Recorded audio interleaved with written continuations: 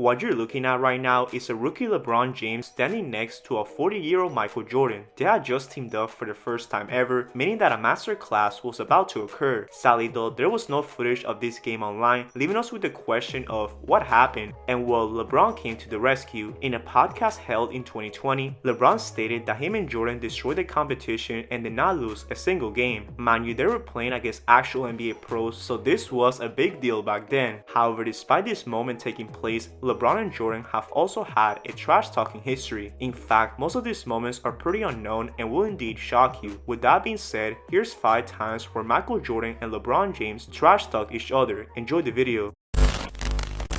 To start, we have to talk about the time where LeBron got pretty salty at Jordan during All-Star Weekend. Back in March of 2013, MJ was interviewed on NBA TV and was asked a pretty interesting question: who's better, Kobe or LeBron? And while knowing how much of a winner Jordan is, he had this to say.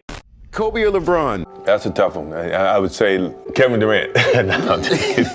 In terms of dominance of the game of basketball at this stage, is LeBron. Championship-wise, Kobe Bryant. And if you had to pick, between the two, that'd be a tough choice. I mean, but 5 beats 1. Now, if I'm being completely honest with you, Jordan was pretty fair when it came to this debate. He acknowledged the greatness between the two and just went with the better winner at the time, Kobe. However, LeBron was somehow offended by this take and barked back at Jordan during the 2013 All-Star Weekend.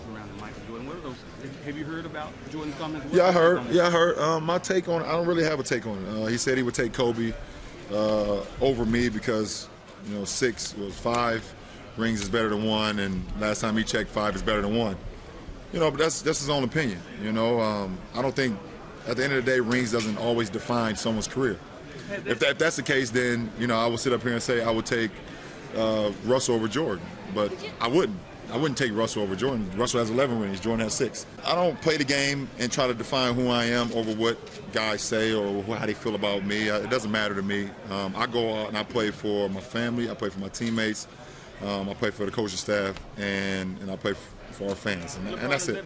Yeah, you can tell LeBron was low-key salty right here. Yes, titles do not tell the whole story, but they're damn well a big part of it. At the end of the day, you're playing basketball to win, and Kobe had done more of that by 2013. Of course, now it's a different story, with LeBron accomplishing way more over the span of the next decade. However, at this time period of 2013, I feel like MJ was completely right and fair with this statement. Sadly though, I cannot say the same thing about Michael Jordan when he said that the 09 Cavs will still be competitive without LeBron. Around this time, Jordan actually believed that Dwayne Wade should have been the MVP since he turned the Miami Heat from a 15-67 team to a 43-39 record the following year. Also, since Wade himself was having the best individual season of his career, Jordan thought that it was enough. Therefore, he said this outlandish statement in an interview.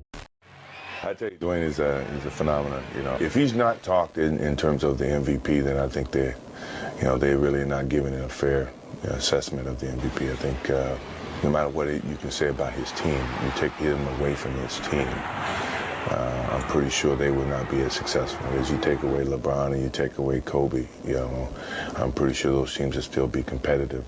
Yeah, I don't know what Jordan was talking about, as right when LeBron left in 2010, the complete opposite happened. The Cavs went from winning 61 games and being at the top of the Eastern Conference to losing 63 games the following year. Definitely an L take by MJ right there, but I still respect the fact that he was trying to give D-Wade his props. Anyways, that moment right there isn't as crazy as to when LeBron once called Steph Curry the king of North Carolina. Back in 2008, we all know that Curry was taking the internet by storm. In Davidson, he was displaying a unique type of playstyle as he was unguardable from 3-point territory. As a result, LeBron was intrigued to watch the kid play and pulled up to the March Madness tournament. Here, Davidson was set to play the 3rd seed Wisconsin Badgers with no expectations to win. However, Curry had a different type of mindset and went crazy in front of LeBron. In fact, he ended up scoring 33 points on 55% from 3, also leading Davidson to a 17-point victory. With that in mind, LeBron decided to sign him a jersey later on, which said that he was quote-unquote the king of North Carolina. If you didn't know, Davidson is indeed located in NC, and while many people thought that Michael Jordan was disrespected, I mean, when we think of North Carolina basketball, Jordan's usually the guy with the biggest influence there, but LeBron still thought that Curry had more of an underdog story and overcame the odds. Even though he is somewhat right in that department, it's still kind of crazy to call Curry the king of North Carolina when you know Michael Jordan exists. Thankfully though, this right here wasn't that big of a storyline since Jordan just completely ignored the statement. However, when it came to the 2014 NBA playoffs, Jordan made big headlines for the wrong reasons. You see, the AC Charlotte Bobcats were set to face off the #1 Miami Heat, who were destined to three-peat. With that being said, the Bobcats got annihilated throughout the whole series, with Game 3 being LeBron's best game. Not only did he record 30 points and 10 rebounds, but after getting a steal in transition, he stared down the Charlotte owner at the time, Michael Jordan.